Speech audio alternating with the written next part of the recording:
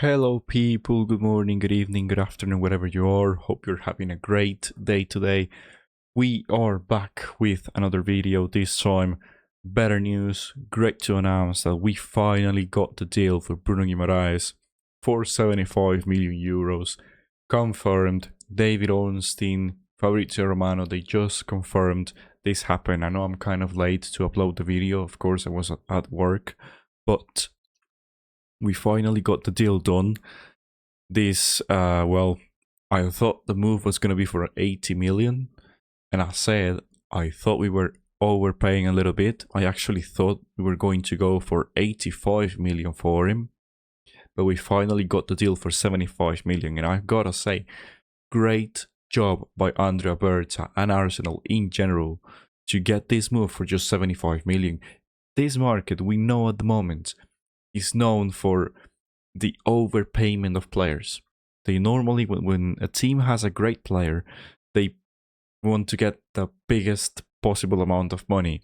And normally, the teams like us, like Arsenal, that are trying to buy players, get pressed into paying big amounts of money for players that are not that great, like Barcola, for example, and Liverpool. Like, they wanted more than 100 million for Barcola. Let's be honest, he's not worth that. And we got the deal for Bruno Guimarães for just 75 million. The best midfielder of Brazil. The best midfielder of Newcastle as well. They definitely, we pulled their pants down for 75 million to get Bruno Guimarães. That's amazing. We're talking about a guy that's coming here to take the starting lineup now that Declan Rice is injured. And when Declan Rice comes back, he's going to be the perfect pair to be alongside Declan Rice. We're talking about a guy that is going to help us win the Premier League back to back. Someone that is like that threat to finally click the attack and the defense. This guy is going to help us score goals. It's going to help us take the ball away from the opposition. It's going to help us with the tackles by creating, by scoring goals. Like, he is the complete midfielder. And I think the biggest advantage that we have now over any other team with this deal is the fact that this guy and Declan Rice together, or Bruno Guimarães and Lewis Skelly, which is my preferred midfield at the start of the season because of Rice's injury, having Bruno Guimarães means that, in my opinion, Odegaard, Eze, Solis, or Martinelli, Saka, and Gyökeres, they're not going to have to be worried about defending too much, because this guy right here is going to be able to take the ball from any opposition player. That guy can literally recover the ball easy. He's a great defensive midfielder. He's a guy that's going to help the attacking players be more free, not to worry too much about defending or dragging back or just hold the position, park the bus. I don't think that's going to happen now that we have Bruno Guimarães, because that guy, and if we have Declan Rice alongside him, we're basically going to have the best midfielder in the Premier League. The best midfield in the Premier League at all. Like, I don't think there's any other team compared to us in midfield with Bruno Guimarães and Declan Rice on the pitch. And that literally is going to help us offensively. It's like, with this deal, apart from the amazing price that we got, the guy, 75 million, that's amazing at this day and age. Like, as I mentioned, the transfer windows, the transfer market in general tends to overprice a lot of players, and we definitely got the right price for Bruno Guimarães in his prime as well. The best defender, the best player, of Newcastle, and we got him for a very good, fair price. And a lot of people were talking shit about Andrea Berta. That guy knows what he's doing. And I have to say, this transfer window, we've been kind of slow, yes, but we've known what players to sign, when to get out of a deal. And the fact that we got this guy, Bruno Guimarães, the best player we've signed this transfer window, for 75 million, that's just a bargain. That's amazing. We definitely got the job done on this one. And just, I don't want to go away a lot for what I was trying to say, but I think that the Bruno Guimarães deal, having him as an Arsenal player, is really going to help the issue that we had offensively. Because now the players on the attacking areas are not going to be that worried about defending, dropping back, park the bus, because we are definitely going to have another player of the quality of Declan Rice to help the team get the ball, to make the defenders feel more safe.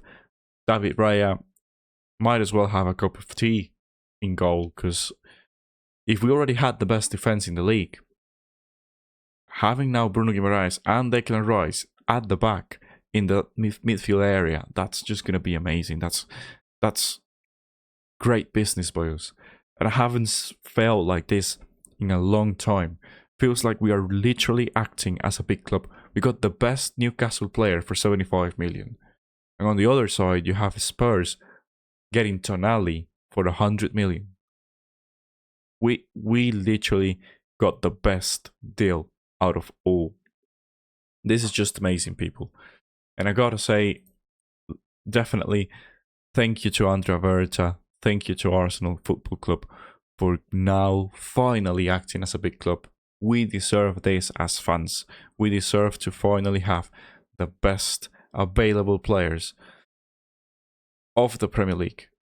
And Bruno Guimarães is definitely one of those. One of those that can walk into any single team as a starter.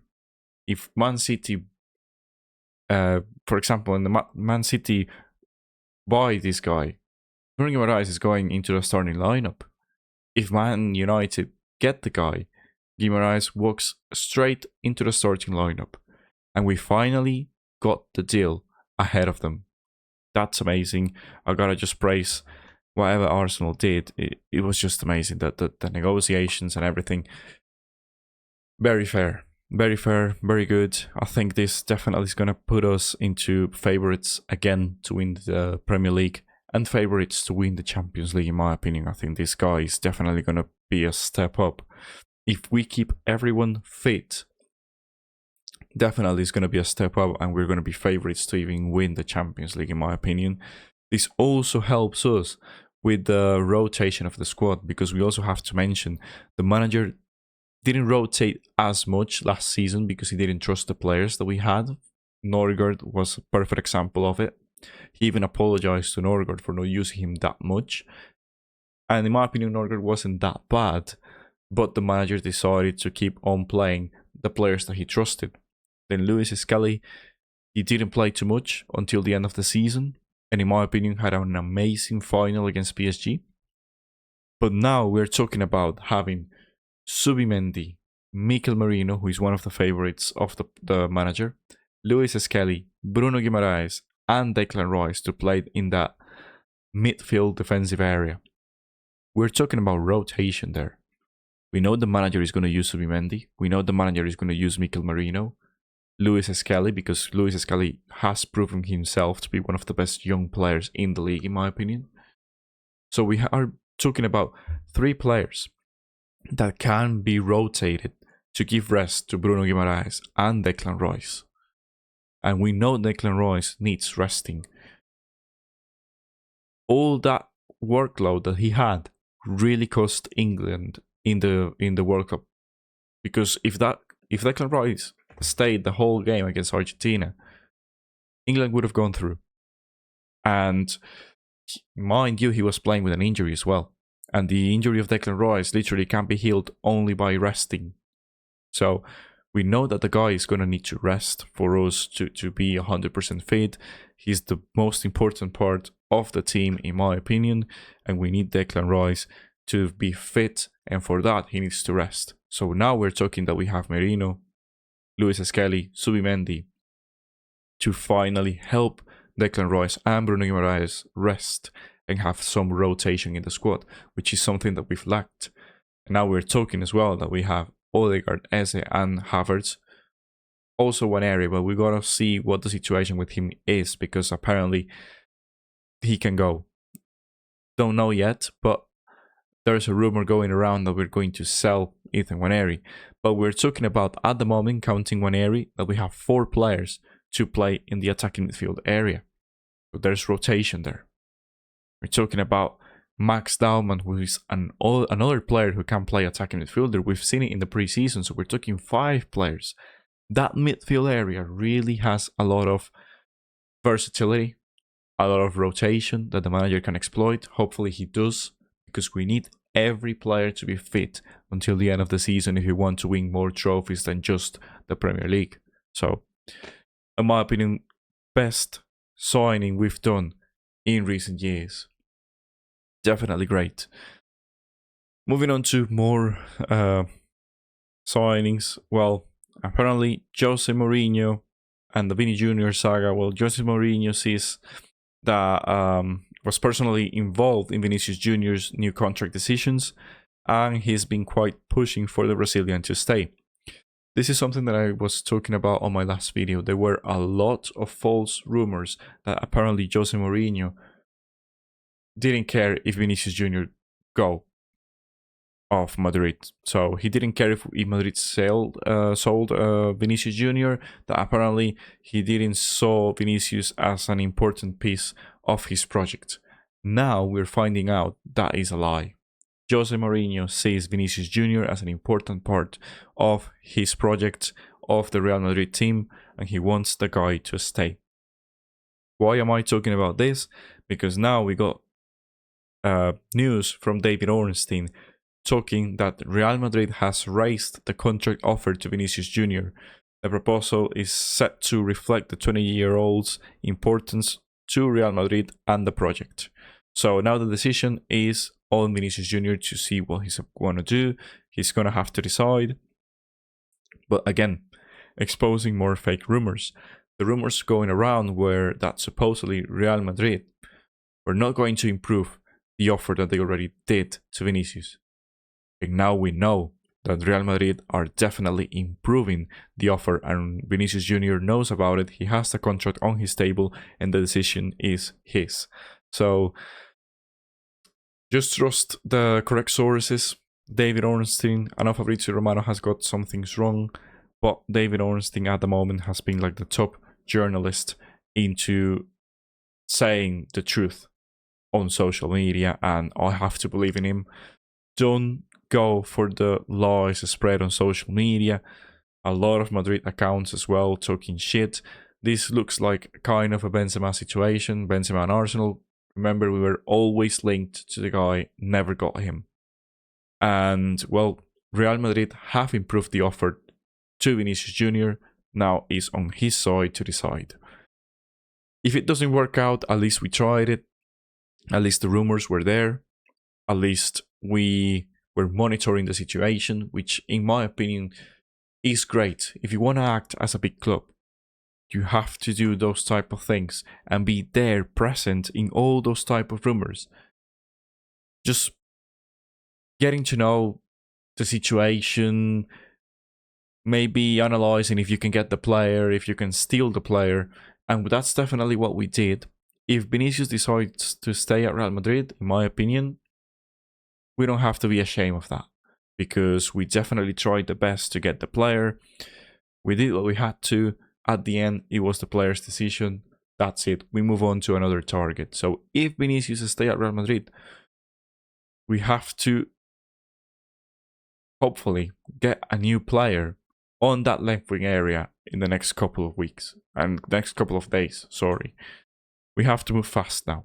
Just as we did with Bruno Guimarães. Remember, we got a bit rejected on Monday. Now, Wednesday, we're talking about that we have the player. We signed the player. The medical was done. He's going to be announced. It took us only 1 day to get the player. That's great. That's great business. That's acting as a big club. Now, what are we going to do if Vinícius Jr. decides to stay at Real Madrid? Hopefully, we're going to be linked to more players and we're going to act fast to get someone in the left wing area. Either if it's Nico, the Williams guy. I always confuse him with Iñaki Williams. So, of course, they're brothers. But yeah, if we get Nico Williams, that's an option. Not the main option, but he's a young player, flashy.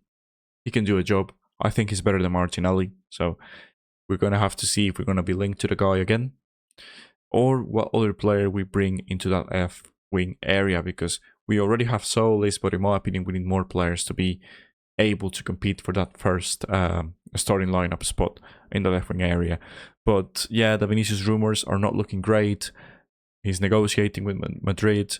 He's getting a better deal than what Madrid sent him the first time. So definitely it's looking tough for us to get Vinícius. I don't think it's going to happen. I think he's going to stay at Madrid.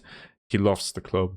So what are we going to do? Hopefully we're going to be linked to more players, and we're going to act fast to get the best possible left wing that we can get in the transfer market. But other than that, I'm just going to have to say great business on getting Bruno Guimarães. Great price, 75 million, more than good enough. 75 million for him is a steal. We literally robbed Newcastle, and that's great to hear, because normally we get robbed. Normally we sell the players for lower prices. Normally players walk out for free. Normally we get destroyed by bidding over the top for players that are not worth it. And now we're underpaying for a great player. Well, in my opinion, we're getting the right price for the best Newcastle player, for one of the best midfielders in the world, the best midfielder in Brazil, and one of the best in the Premier League. That's great.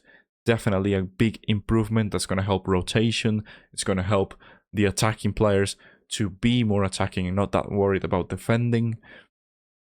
He's the perfect player to link up the attack and the defense together. So, amazing job. Thank you, Andrea Berta, for coming to the team and helping us get these type of deals, because I've seen a lot of fans on social media talking shit about Andrea Berta, and I have to say, the guy knows what he's doing. He's way better than fucking Edu. Definitely way better, and I think this signing is just perfect. In my opinion, we overpaid a little bit for Solis, but getting Bruno Guimarães for 75 million definitely help his case that Andrea Berta definitely did a great job of getting the players. And I have to say, Solis, he doesn't look that bad. I watched the game today, kind of, because I was at work. Yeah, it was a disappointment. Like, awful game overall. All the players were awful. I've seen on social media as well, people blasting Gyökeres. So, yeah, I kind of get it, but it's pre-season.